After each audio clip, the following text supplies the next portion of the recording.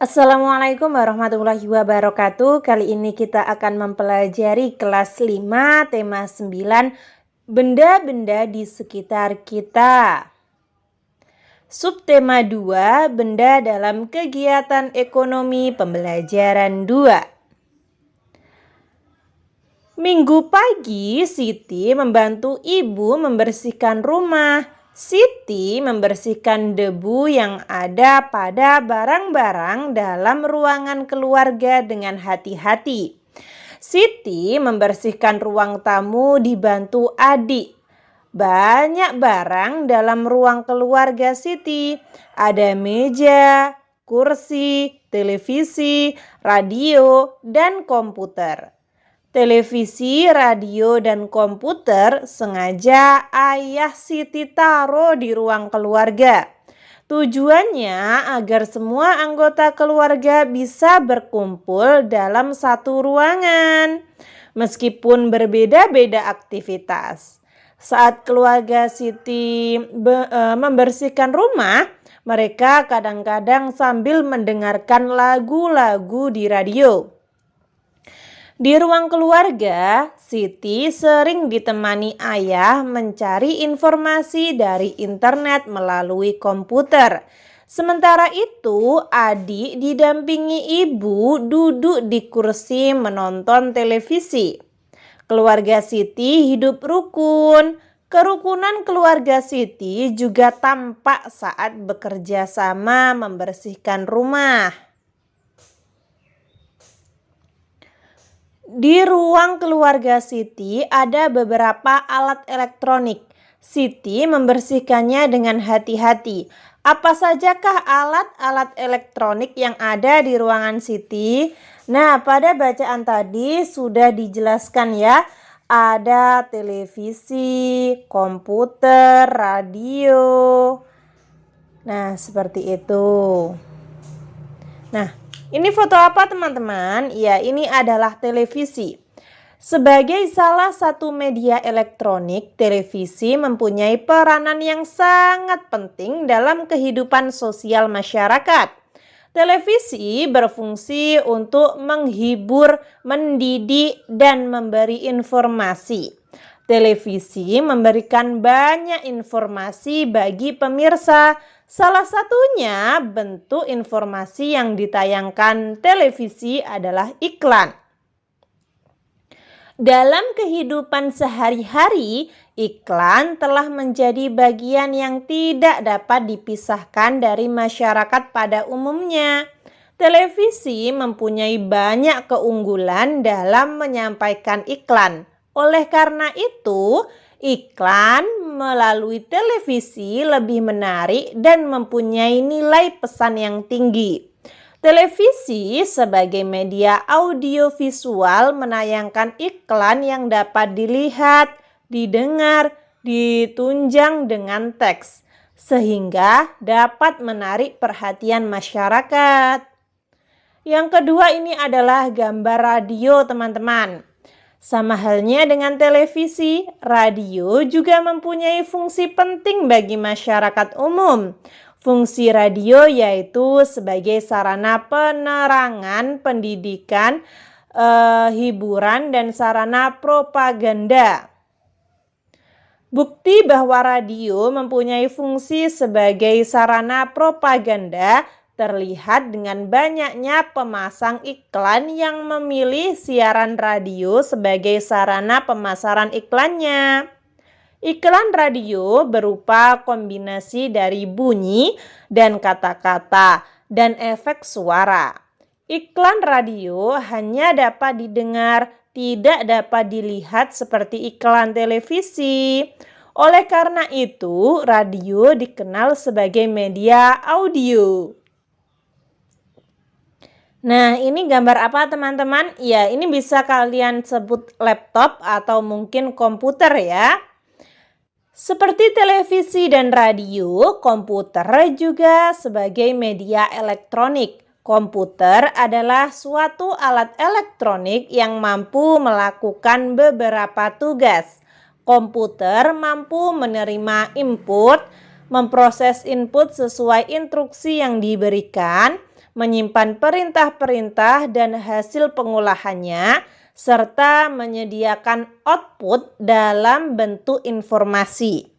Ketika dihubungkan dengan layanan internet, komputer bisa menjadi sarana promosi atau iklan bisnis.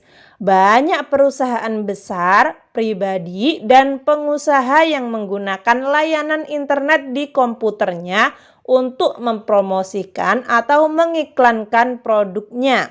Layanan internet di komputer sebagai sarana promosi atau iklan dapat menjangkau wilayah yang sangat luas dengan biaya yang murah. Apa sih Kak input? Apa sih output? Nah, input itu pengolah data. Waktu kita memasukkan, misalnya kita mencari apa itu KBBI. Nah, nanti kita akan disajikan KBBI adalah begini dan seterusnya. Nah, itu termasuk output. Hasilnya itu dinamakan output gitu ya. Di sini Kak Wafik pakai bahasa yang mudah difahami saja. Lalu, itulah peralatan elektronik yang ada di ruang keluarga Siti. Televisi, radio, dan layanan internet di komputer ternyata mempunyai salah satu fungsi yang sama, yaitu sebagai sarana promosi atau iklan. Oleh karena itu, ada istilah iklan elektronik. Berdasarkan media yang menyajikan iklan elektronik, televisi, radio, dan layanan internet di komputer dapat disebut sebagai unsur iklan elektronik.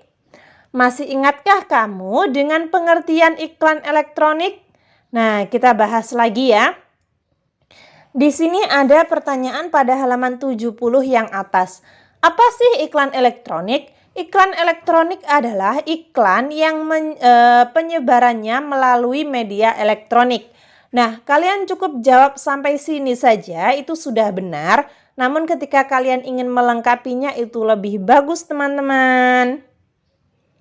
Ingat, ini halaman 70 yang paling atas ya. Dalam menyajikan iklan elektronik harus memperhatikan beberapa unsur iklan agar menarik perhatian masyarakat. Nah, apa saja unsurnya? Yang pertama, perhatian. Jadi, iklan yang baik harus dapat menarik perhatian masyarakat. Lalu minat, keinginan, rasa percaya, dan juga tindakan atau action. Nah, di sini ada unsur iklan elektronik. Ada radio, televisi, dan internet. Nah, seperti ini ya. Kak, tulisannya kurang kelihatan. Oke, mari kita bahas satu persatu. Oh iya, di sini Kak Wafik ingin memberi tips bagaimana sih agar tulisan kelihatan. Nah, kalian itu bisa klik titik 3 di atas, lalu pilih, nah ini. Kalian cari resolusi atau pencerahan yang paling banyak. Nah, itu akan membuat video Kak Wafik menjadi terang di handphone atau di laptop kalian. Oke, kembali lagi ya. Unsur iklan elektronik. Radio. Radio itu adalah kombinasi dari bunyi dan kata-kata dan juga efek suara. Perhatian, minat, keinginan, rasa percaya, dan tindakan. Sedangkan televisi kombinasi dari suara, gambar, dan juga gerak. Kadang juga ada tulisan ya, kalian bisa menambahkan tulisan juga di sini tulisan. Biasanya ada tulisan di bawahnya atau mungkin pada iklan tersebut ada tulisannya seperti itu. Lalu perhatian, minat, keinginan, rasa percaya, dan juga tindakan. Yang terakhir internet. Nah, internet itu bentuknya beragam, kombinasi dari suara, gambar, gerak, dan tulisan. Nah, bisa segala jenis internet itu ya. Lalu perhatian, minat, keinginan, atau gerak. Nah, biasanya kan ada gerakan-gerakan yang membuat kita menjadi ingin membelinya. Nah, seperti itu. Rasa percaya dan tindakan. Ini ada pada halaman 71 yang paling atas ya, teman-teman. Lalu selanjutnya pada halaman 71 di sini ada beberapa gambar iklan teman-teman, iklan elektronik. Apakah iklan itu sesuai dengan unsur-unsur yang ada? Sertakan pula alasan penilaianmu terhadap iklan tersebut. Nah, iklan yang pertama ini penilaian saya kurang menarik karena kurang memenuhi unsur-unsur iklan elektronik. Nah, di sini tidak menjelaskan nama produknya, keunggulannya. Nah, itu yang membuat iklan ini kurang menarik. Itu menurut Kak Wafik ya. Jadi kurang lengkap. Lalu iklan yang kedua ini ada jenis produknya, lalu keunggulannya. Nah, ini cukup menarik. Ada segala jenis unsur-unsur iklan yang sudah termuat di sini. Yang selanjutnya ini ada halaman 72 ya. Nah, ini kini super cepat dengan bonus konten super berlimpah ya. Nah, ini menurut saya sangat menarik. Kenapa? Karena di sini ada diskon. Nah, ini yang membuat minat kita. Lalu ada slogan, ada nama produknya. Nah, seperti itu. Siti dan adik selesai membersihkan ruang keluarga. Ibu dan ayah pun selesai membersihkan halaman dan lingkungan rumah. Saatnya keluarga Siti beristirahat. Siti dan keluarganya beristirahat di ruang keluarga sambil menonton televisi. Sebelum menyajikan minuman, ibu menanyakan minuman yang diinginkan ayah, Siti, dan juga adik. Ternyata minuman yang diinginkan ayah, Siti, dan adik berbeda-beda. Ayah ingin kopi panas, Siti air putih, dan adik es teh. Berbeda lagi dengan minuman yang diinginkan Ibu Siti. Beliau menginginkan teh panas. Siti membantu ibu menyiapkan minuman. Ibu menyiapkan hidangan kecilnya. Ibu ingin membuat bakwan. Adonan bakwan sudah ibu siapkan sebelum memulai bekerja bakti membersihkan rumah. Jadi ibu tinggal menggorengnya. Inilah adonan bakwan yang siap digoreng ibu. Coba kamu perhatikan adonan bakwan yang Ibu Siti buat. Adonannya terdiri atas tepung terigu dan sayuran tidak tercampur secara merata. Materi dalam adonan, sifat dan bentuknya masih kelihatan. Berdasarkan ciri adonan tersebut, dapat kamu ketahui bahwa adonan bakwan yang siap digoreng Ibu Siti merupakan zat campur heterogen. Ibu segera menggoreng adonan bakwannya. Nah, jadi ada dua ya teman-teman, heterogen dan homogen. Nanti kita akan membahasnya. Diusahakan untuk membahasnya. Nah, ini yang pertama adalah air dalam gelas pada gambar ini. Nah, terdiri atas satu zat yaitu air mineral. Jadi kan es batu itu awalnya dari air.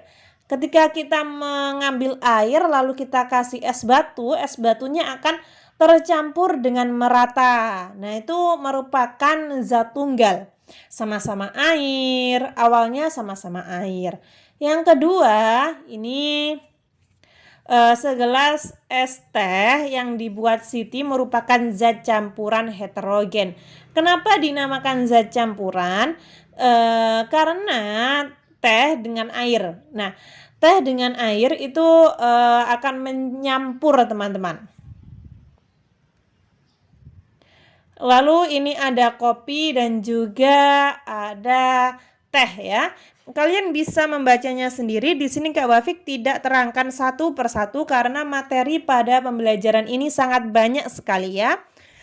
Oh ya teman-teman, di sini kita akan melanjutkan yaitu diskusi pada halaman 75. Di sini ada istilah zat campuran homogen dan heterogen. Oke, di sini Kak Wafik ingin membahas apa sih zat campuran homogen itu? Zat campuran homogen adalah campuran yang tidak terlihat atau tidak dapat dibedakan zat-zat yang tercampur di dalamnya.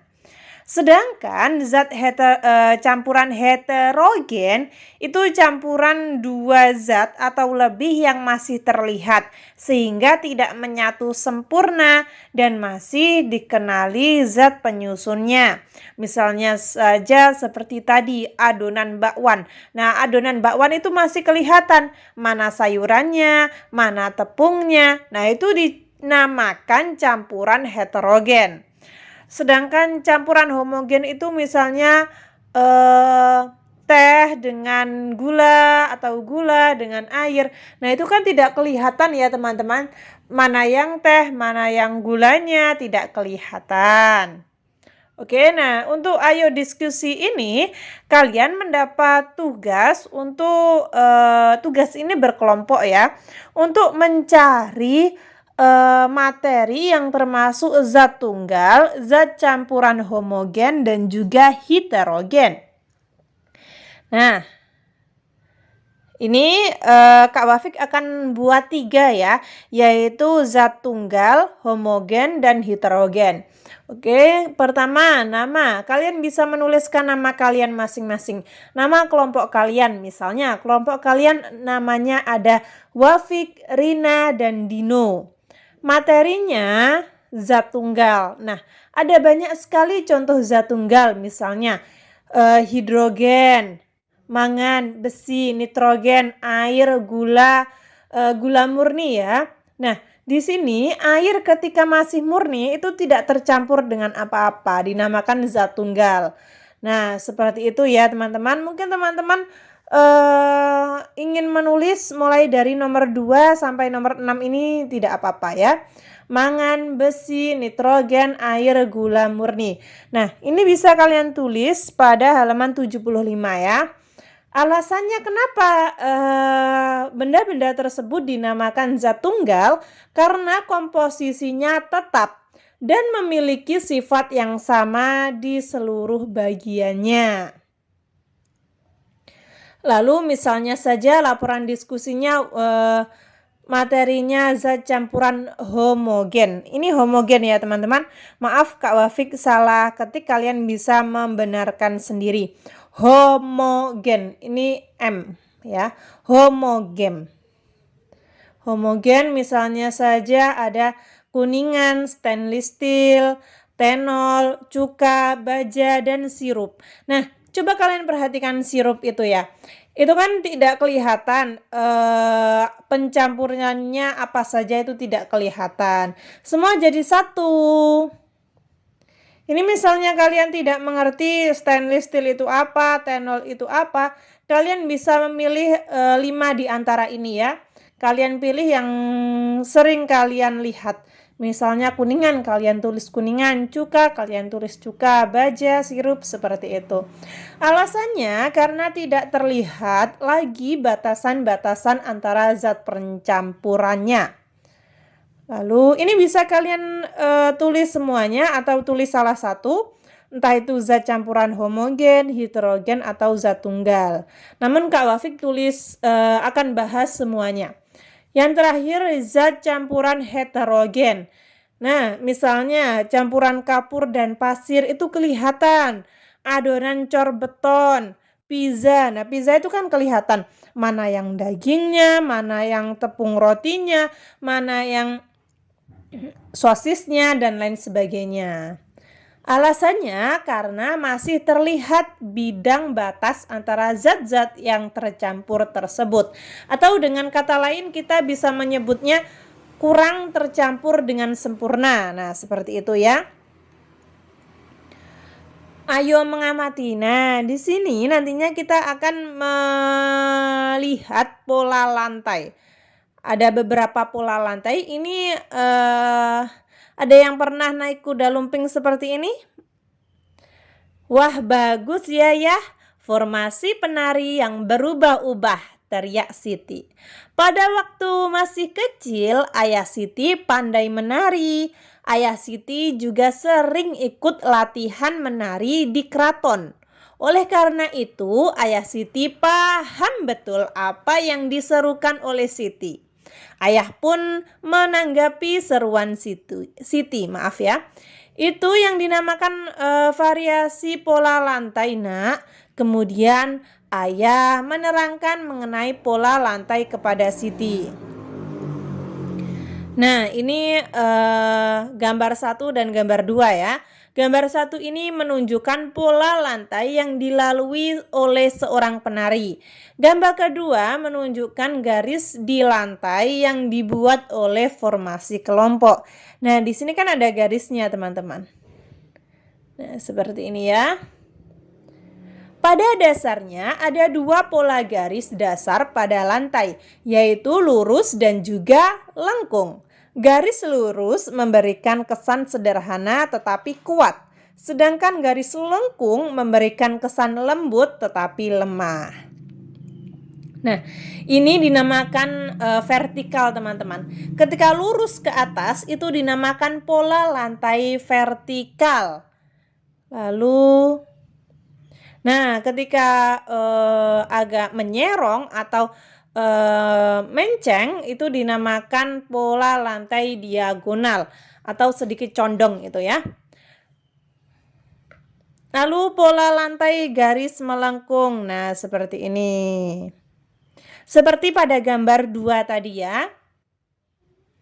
Bentuklah kelompok yang terdiri atas 5 anak. Buatlah 5 contoh bentuk pola tari yang ditulis atau digambar pada selembar kertas. Nah, kalian bisa melakukannya dengan teman-teman kalian ya. Nah, ini ya. Coba kamu renungkan jika warga negara Indonesia tidak ada yang mengenali tarian-tarian daerah sendiri. Apa yang akan terjadi? Nah, mungkin tarian daerah akan punah ya, akan jarang yang mengetahuinya. Oleh sebab itu, mari kita lestarikan budaya Indonesia, lestarikan tarian-tarian Indonesia. Yuk, mari kita belajar tarian Indonesia. Ayo berlatih. Kamu telah mengetahui pengertian pola lantai tarian daerah. Sekarang, coba kamu cari tahu gerakan tari daerah di internet atau dari kaset video tarian daerah. Mintalah bapak atau ibu atau saudaramu untuk mendampingi saat mengamati gerak tari daerah tersebut. Tuliskan tarian yang kamu amati dan pola lantai tariannya. Lakukan kegiatan ini secara kelompok.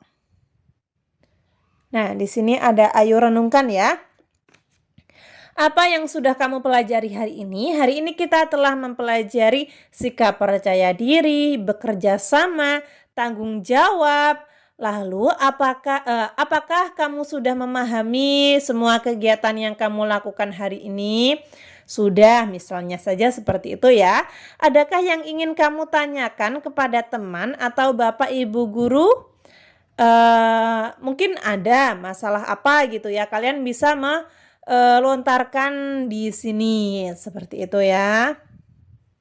Ayo bertanyalah untuk kemajuanmu.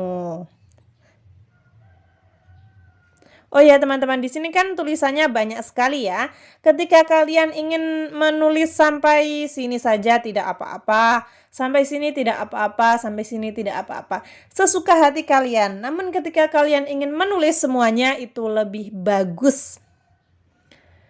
Kurang lebih seperti itu ya teman-teman. Ketika teman-teman ada saran, masih kurang paham atau mungkin Kak Wafik salah ketik, salah pengucapan, kalian bisa tulis di komentar agar Kak Wafik dapat memperbaikinya. Semoga bermanfaat. Wassalamualaikum warahmatullahi wabarakatuh.